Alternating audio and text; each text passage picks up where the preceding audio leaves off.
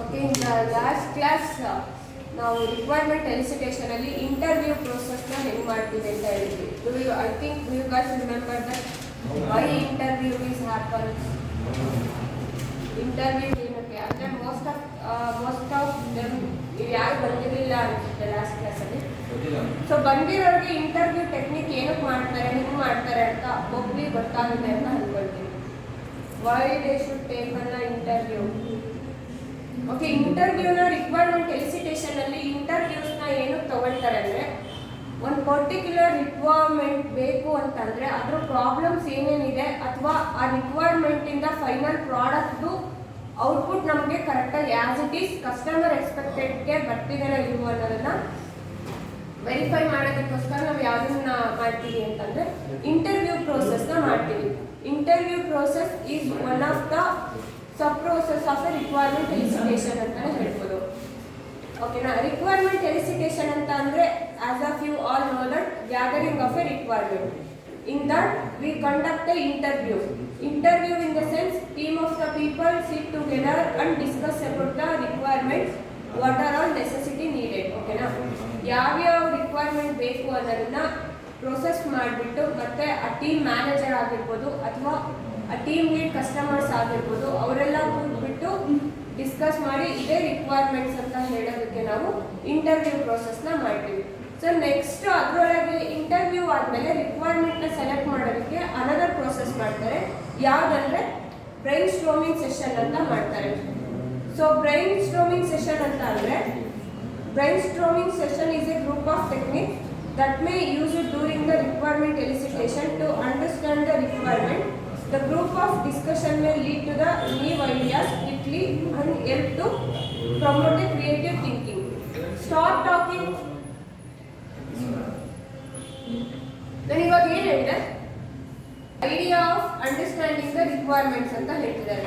So idea of understanding the requirement ಅಂತ ಅಂದರೆ ಒಂದು ಪ್ರಾಡಕ್ಟ್ನ ನಾವು ಮಾಡ್ತಿದ್ದೀವಿ. ಸೊ ಇಂಟರ್ವ್ಯೂ ಪ್ರೋಸೆಸ್ ಅಲ್ಲಿ ಏನ್ ಮಾಡಿರ್ತೀವಿ ಅಂತ ಅಂದ್ರೆ, ಒಂದು ಟೀಮ್ ಕುತ್ಕೊಂಡ್ಬಿಟ್ಟು ರಿಕ್ವೈರ್ಮೆಂಟ್ಸ್ ಇದು ಅಂತ ಅಂದ್ಬಿಟ್ಟು ಅನಲೈಸ್ ನ ಮಾಡಿರ್ತಾರೆ. But they are just analysing the requirement. But ಆ ರಿಕ್ವೈರ್ಮೆಂಟ್ ಏನ್ ಅನ್ನೋದವ್ರಿಗೆ ಅರ್ಥ ಆಗಿರಲ್ಲ. ಸೊ ಅದಾದ ನೆಕ್ಸ್ಟ್ ಅದಕ್ಕೋಸ್ಕರ ಯಾವ್ದು ಮಾಡ್ತಾರೆ ಅಂತಂದ್ರೆ ಬ್ರೈನ್ ಸ್ಟ್ರೋಮಿಂಗ್ ಸೆಷನ್ ಅಂತ ಮಾಡ್ತಾರೆ. So brainstorming session is nothing but understanding the requirement. ಇರೋ ರಿಕ್ವೈರ್ಮೆಂಟ್ಸ್ನ ಅಥವಾ ಇಂಟರ್ವ್ಯೂ ಅಲ್ಲಿ ಆಲ್ರೆಡಿ ಅನಲೈಸ್ ಮಾಡಿರೋ ರಿಕ್ವೈರ್ಮೆಂಟ್ಸ್ನ ಅರ್ಥ ಮಾಡ್ಕೊಳ್ಳೋದು. ಸೊ ಆ ಬ್ರೈನ್ ಸ್ಟ್ರೋಮ್ ಸೆಷನ್ ಇಂದ ಏನು ಹೆಲ್ಪ್ ಆಗುತ್ತೆ ಅಂತಂದ್ರೆ, ನೀವು ಐಡಿಯಾ ಬರುತ್ತೆ ಮತ್ತೆ ಕ್ರಿಯೇಟಿವ್ ಥಿಂಕಿಂಗ್ ಒಳಗೆ ಹೊಸ ಪ್ರಾಡಕ್ಟ್ನ ಅರ್ಥ ಮಾಡ್ಕೊಳ್ಳೋದಕ್ಕೆ ದೇರ್ ಇಸ್ ಎ ಚಾನ್ಸ್. ಹೆಂಗೆ ಹೇಳ್ಬೋದು ನಾವು ಬ್ರೈನ್ ಸ್ಟ್ರೋಮ್ ಸೆಷನ್ ಮಾಡೋದ್ರಿಂದ ರಿಕ್ವೈರ್ಮೆಂಟ್ಸ್ನ ಅರ್ಥ ಮಾಡ್ಕೋಬಹುದು ಅಂತ? Do you have any idea about that? ಇವಾಗ ಇಂಟರ್ವ್ಯೂ ಒಳಗೆ ನಾವೇನು ಮಾಡಿರ್ತೀವಿ, ಈ ರಿಕ್ವೈರ್ಮೆಂಟ್ಸ್ ಬೇಕಂತ ಹೇಳಿರ್ತೀವಿ. ಬಟ್ ಅದಾದ್ಮೇಲೆ ಬ್ರೈನ್ ಸ್ಟ್ರೋಮ್ ಸೆಷನ್ ಒಳಗೆ ನಾವು ಹೆಂಗ್ ಮಾಡ್ತಿದೀವಿ ಅಂತಂದ್ರೆ ರಿಕ್ವೈರ್ಮೆಂಟ್ಸ್ನ ಅನಲೈಸ್ ಮಾಡೋದಕ್ಕೆ ಅಥವಾ ಅಂಡರ್ಸ್ಟ್ಯಾಂಡ್ ಮಾಡ್ಕೊಳ್ಳೋದಕ್ಕೆ ಅಂತ ಹೇಳ್ತಾರೆ. ಅದರಿಂದ ನೀವು ಐಡಿಯಾಸ್ಗೆ ಹೆಲ್ಪ್ ಆಗುತ್ತೆ ಅಂತ. ಸೊ ವೈ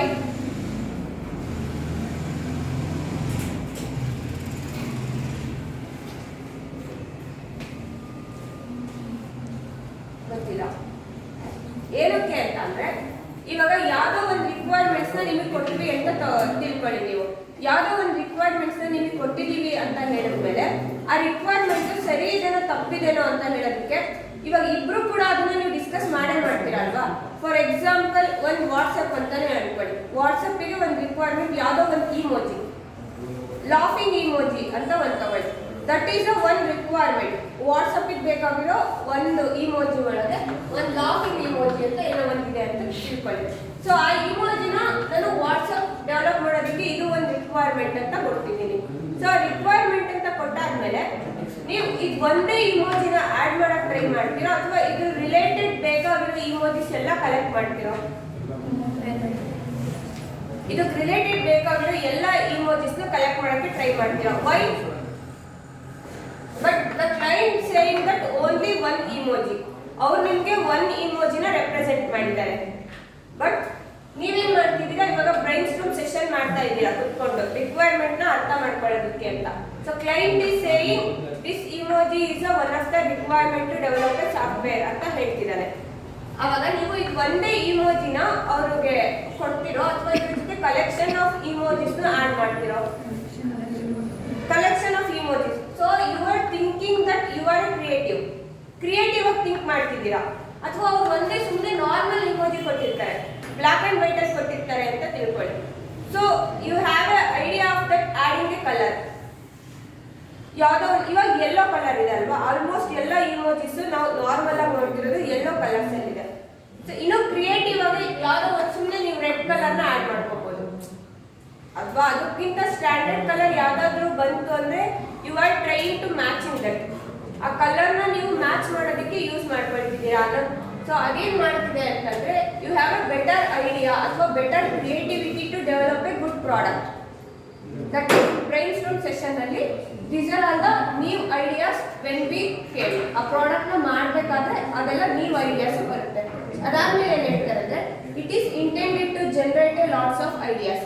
ಕರೆಕ್ಟ್ ಅಲ್ವಾ? ಸೇಮ್ ಆ ಬ್ರೈನ್ ಸ್ಟಾರ್ಮ್ ನ ಏನಕ್ಕೆ ಮಾಡ್ತಿದ್ದಾರೆ ಅಂದ್ರೆ ಒಂದೇ ಐಡಿಯಾನ ಲಾಟ್ಸ್ ಆಫ್ ಐಡಿಯಾಸ್ ತರ ಮಾಡೋದು. ಒಂದು ಐಡಿಯಾ ಇವಾಗ ಅವ್ರು ಕೊಟ್ಟಿರೋದು ಒಂದು ಇಮೋಜಿ, ಸೊ ಆ ಒಂದೇ ಇಮೋಜಿನ ಮಲ್ಟಿಪಲ್ ಇಮೋಜಿ ಆಗಿ ಮಾಡೋದಕ್ಕೆ ಒಂದು ಅಡ್ವಾಂಟೇಜ್ ಅನ್ನೋದನ್ನ ಕ್ರಿಯೇಟ್ ಮಾಡೋದಕ್ಕೆ ಯಾರನ್ನ ಯೂಸ್ ಮಾಡ್ಕೊಳ್ತಾರೆ ಅಂತಂದ್ರೆ ಬ್ರೈನ್ ಸ್ಟಾರ್ಮ್ ಸೆಷನ್ ನ ಯೂಸ್ ಮಾಡ್ಕೊಳ್ತಾರೆ. Then with full understanding that may not useful. The theory is not having a long list of okay.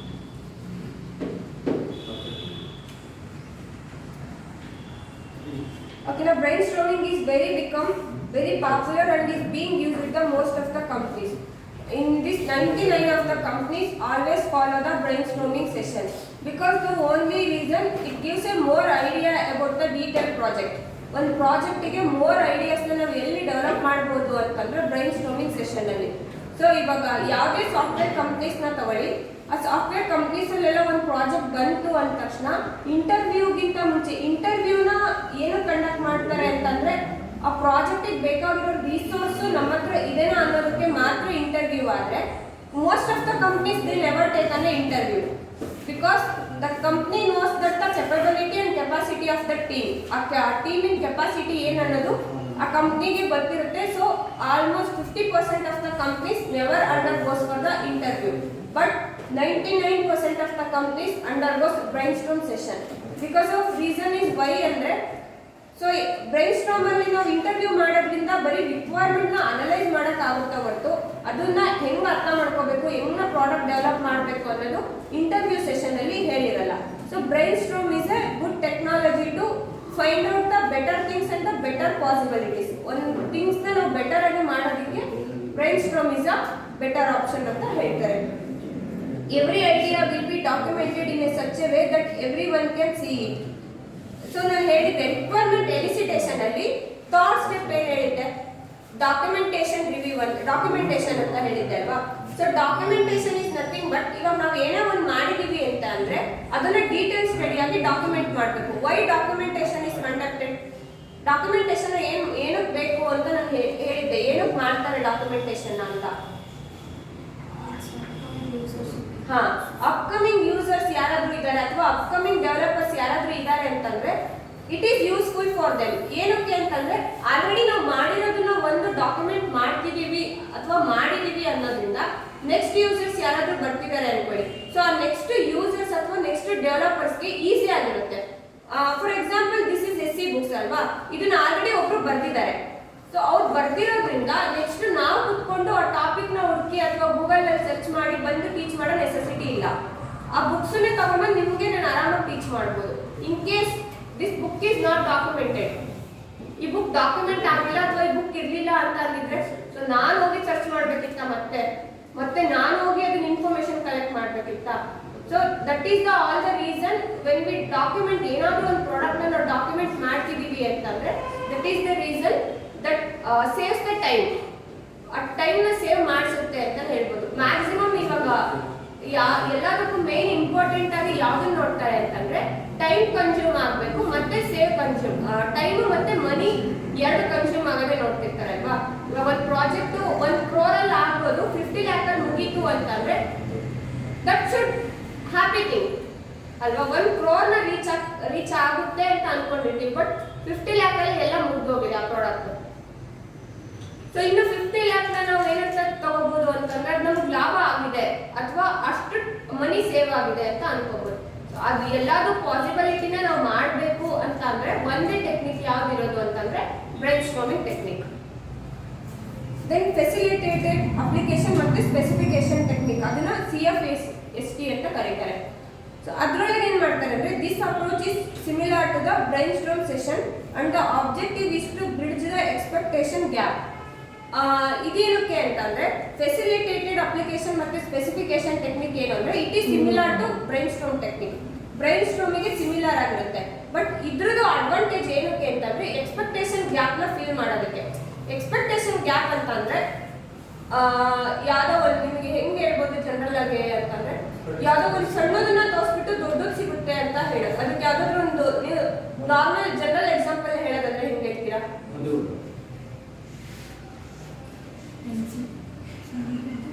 ಏನೋ ಒಂದು ಸಣ್ಣದನ್ನ ತೋರಿಸ್ಬಿಟ್ಟು ದೊಡ್ಡದನ್ನ ಎಕ್ಸ್ಪೆಕ್ಟೇಷನ್ ಇದನ್ನ ಮಾಡಿ ಅಂತ ಹೇಳ್ತಿರ್ತಾರಲ್ಲ. ಫಾರ್ ಎಕ್ಸಾಂಪಲ್ ಕಾಲೇಜ್ ಅಂತಾನೆ ಅನ್ಕೊಳ್ಳೋಣ. ನಾರ್ಮಲಿ ಜಾಯಿನ್ ಆಗ್ಬೇಕಾದ್ರೆ ಎಲ್ಲಾ ಫೆಸಿಲಿಟಿ ಕೊಡ್ತೀವಿ ಅಂತ ಹೇಳಿರ್ತಾರೆ. ಓಕೆ, ಕನ್ಸಿಡರ್ JSPನೇ ತಗೊಳ್ಳಿ. ಸೊ ಕೆಲವೊಂದ್ಸಲ ಏನಾಗುತ್ತೆ, ಎಕ್ಸ್ಪೆಕ್ಟೇಷನ್ಸ್ ಇವಾಗ ಕಡಿಮೆ ಎಕ್ಸ್ಪೆಕ್ಟೇಷನ್ ಇರುತ್ತೆ ನಮಗೆ. ಆ ಕಡಿಮೆ ಎಕ್ಸ್ಪೆಕ್ಟೇಷನ್ ಜಾಸ್ತಿ ಎಕ್ಸ್ಪೆಕ್ಟೇಷನ್ ಆಗ್ಬೋದು ಅಲ್ವಾ? ಕಡಿಮೆ ಎಕ್ಸ್ಪೆಕ್ಟೇಷನ್ ಇವಾಗ BCA JSP ಅಲ್ಲಿ 3 ಇಯರ್ಸ್ ಅಂತ ಇದೆ. ಸೊ ನೆಕ್ಸ್ಟ್ ಇಯರ್ ಬರೋಕ್ಕೆ 2 ಇಯರ್ಸ್ ಆಯ್ತು ಅಂತ ತಗೊಳ್ಳಿ. ಆಬ್ವಿಯಸ್ಲಿ ನಿಮಗೆ ಬೇಜಾರಾಗುತ್ತಲ್ವಾ ಅವಾಗ? ಆಬ್ವಿಯಸ್ಲಿ ನೀವು ಫೈನಲ್ ಇಯರ್ ಅಲ್ಲೇ ಇರ್ತೀರಾ, ಇನ್ನೇನ್ ಬಿಟ್ಟು ಹೋಗ್ತೀರಾ? ನೀವು 3 ಇಯರ್ಸ್ ಜಾಯಿನ್ ಆಗಿರ್ತೀರಾ. ಅಪ್ ದ ನೆಕ್ಸ್ಟ್ ಇಯರ್ ಏನಾಗುತ್ತೆ, JSP ಒಳಗೆ BCA 2 ಇಯರ್ಸ್ ಅಂತ ಮಾಡ್ತಾರೆ. ಅವಾಗ ಏನಾಗುತ್ತೆ ಅಂತಂದ್ರೆ ನಿಮ್ಗೂ ಅವ್ರಿಗೂ ಎಕ್ಸ್ಪೆಕ್ಟೇಷನ್ ಗ್ಯಾಪ್ ಆಗ್ಬಿಡುತ್ತೆ.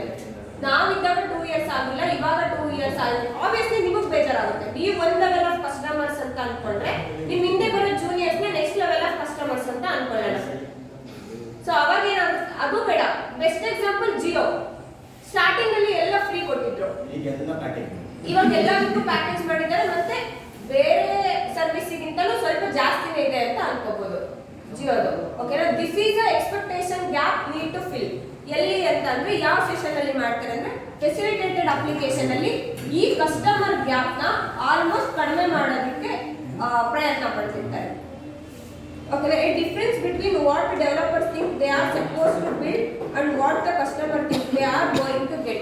So ಅಲ್ಲಿ ಏನು ಅಂತಂದ್ರೆ ಕಸ್ಟಮರ್ ಏನ್ ಡೆವಲಪ್ ಮಾಡಕ್ಕೆ ಅಥವಾ ಏನ್ ಬಿಲ್ಡ್ ಮಾಡಕ್ಕೆ ಟ್ರೈ ಮಾಡ್ತಿದ್ದಾರೆ, ಹಂಗೆ ಕಸ್ಟಮರ್ಸ್ ಅದನ್ನ ಹೆಂಗೆ ಅಕ್ಸೆಪ್ಟ್ ಮಾಡ್ತಿದ್ದಾರೆ.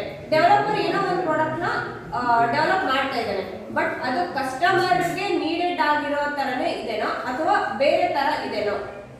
ಇವಾಗ ನಾವು ಯಾವುದೇ ಒಂದು ಪ್ರಾಡಕ್ಟ್ ನಾವು ಡೆವಲಪ್ ಮಾಡ್ತಿದೀವಿ ಅಂದ್ರೆ ಫಸ್ಟ್ ಥಿಂಕ್ ಕನ್ವೆ ಯಾರಿಗೆ ಆಗ್ಬೇಕದು? ಆಬ್ವಿಯಸ್ಲಿ ಕಸ್ಟಮರ್ಗೆ. ಇವಾಗ ನಾವೇನೋ ಇಲಿನ ಕೊಡ್ತಿದೀವಿ, ಇಲಿ ಮಾಡ್ತಾ ಇದೀವಿ, ಅವ್ರು ಆನೆ ಕೊಡ್ತಾರೆ ಅಂತ ಅನ್ಕೊಂಡಿದ್ರೆ that customer does not obey ಅಲ್ವಾ?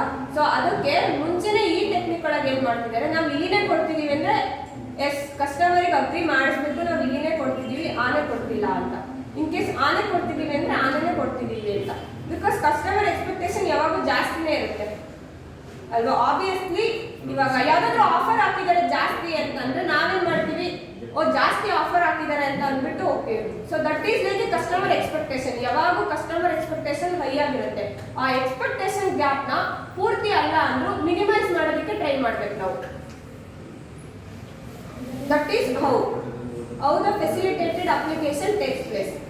ಫೆಸಿಲಿಟೇಟೆಡ್ ಅಪ್ಲಿಕೇಶನ್ ಏನಕ್ಕೆ ಮಾಡ್ತಾರೆ ಅಂತ ಗೊತ್ತಾಯ್ತಾ? ಕಸ್ಟಮರ್ ಮತ್ತೆ ಡೆವಲಪರ್ ನಡುವೆ ಇರೋ ಎಕ್ಸ್ಪೆಕ್ಟೇಷನ್ ಗ್ಯಾಪ್ ನ ಕಡಿಮೆ ಮಾಡೋದಕ್ಕೆ.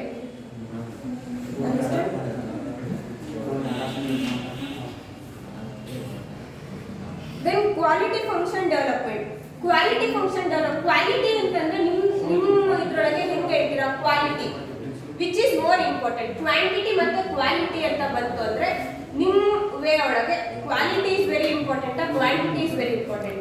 ಕ್ವಾಲಿಟಿ ಡಿಫರೆನ್ಸ್ ಏನು ಕ್ವಾಲಿಟಿಗೂ ಮತ್ತು ಕ್ವಾಂಟಿಟಿಗೂ? ಕ್ವಾಲಿಟಿ ಚೆನ್ನಾಗಿದ್ರೆ ಕ್ವಾಂಟಿಟಿ ಹೆಚ್ಚಿಗೆ ಆಗುತ್ತೆ. ನೋ, ಕ್ವಾಲಿಟಿ ಚೆನ್ನಾಗಿದ್ರೆ ಕ್ವಾಂಟಿಟಿ ಯಾವತ್ತೂ ಕಡಿಮೆ ಇರುತ್ತೆ. That is A true fact.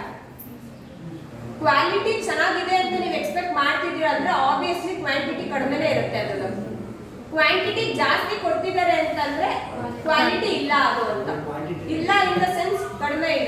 Comparatively other product ಗಿಂತ ಕಡಿಮೆ ಇದೆ ಅಂತ. ಅದಕ್ಕೂ ಬೆಸ್ಟ್ ಎಕ್ಸಾಂಪಲ್ GRP ಘೀ ತಗೊಳ್ಳೋಣ. GRP ಘೀ ಮತ್ತೆ MTR ಘೀ ಯಾವ್ದೋ ಒಂದು ತಗೊಳ್ಳೋಣ. ಎರಡರಲ್ಲಿ ಯಾವ ಕಾಸ್ಟ್ ಡಿಫರೆನ್ಸ್ ಇದೆ? GRP costly. ಓಕೆ, ಅದು ಎರಡು ಬೇಡ. GRP ಮತ್ತೆ ಹೋಮ್ ಮೇಡ್ ತಗೊಳ್ಳಿ. ಹೋಮ್ ಮೇಡ್ ಅಲ್ಲಿ ನಾವೇ ಅದು ಬಟನ್ ತಗೊಂಡ್ಬಂದ್ಬಿಟ್ಟು ಘೀ ಮಾಡೋದಕ್ಕೆ ಆಲ್ಮೋಸ್ಟ್ 1 kg ಅನ್ಕೊಳ್ಳಿ.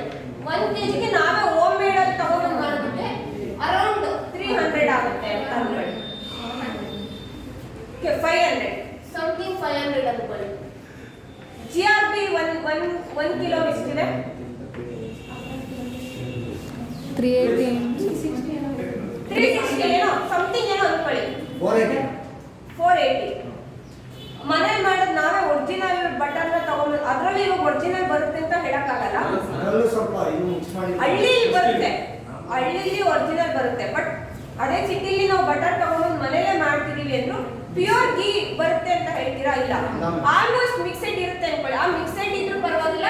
ಮನೇಲಿ ಮಾಡೋದು ಒಂದು 500 ಕ್ವಾಂಟಿಟಿ ಇಷ್ಟು ಬಂದಿರುತ್ತೆ ಅನ್ಕೊಳ್ಳಿ. ಇಷ್ಟು ಬಾಕ್ಸ್ ಒಳಗೆ ಇಷ್ಟು ಡಬ್ಬಿ ಬಂದಿರುತ್ತೆ ಅನ್ಕೊಳ್ಳಿ. ಅಂಗಡಿ ತಂದಿರೋದನ್ನ ಎರಡನ್ನೂ ಕಂಪೇರ್ ಮಾಡ್ಕೊಳ್ಳಿ. Which is a more quality ಅಂತಂದ್ರೆ ಯಾರು ಹೇಳ್ತೀರಾ? ಮನೆದು ಹೋಮ್ ಮೇಡ್ ಅಲ್ವಾ? ಸೊ ಕ್ವಾಲಿಟಿನೂ ಜಾಸ್ತಿ ಇದೆ, ಅದು ಕ್ವಾಂಟಿಟಿ ಏನಾಗಿರುತ್ತೆ ಕಡಿಮೆ ಇರುತ್ತೆ. ಕ್ವಾಂಟಿಟಿ ಆಬ್ವಿಯಸ್ಲಿ ಕಡಿಮೆನೇ ಇರುತ್ತೆ.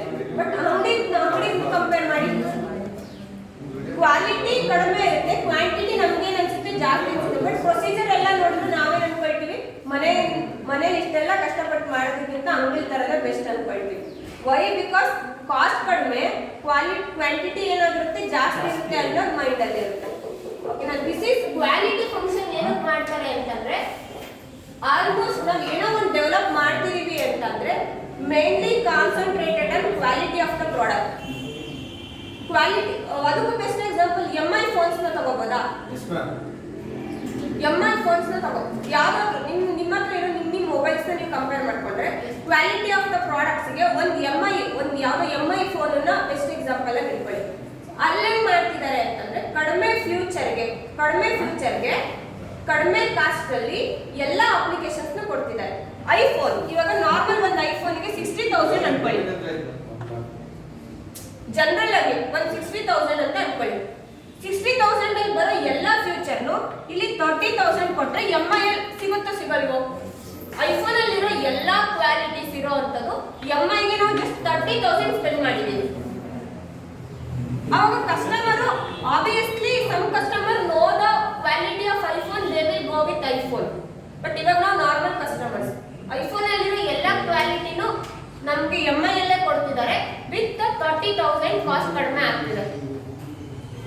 This is a market strategy.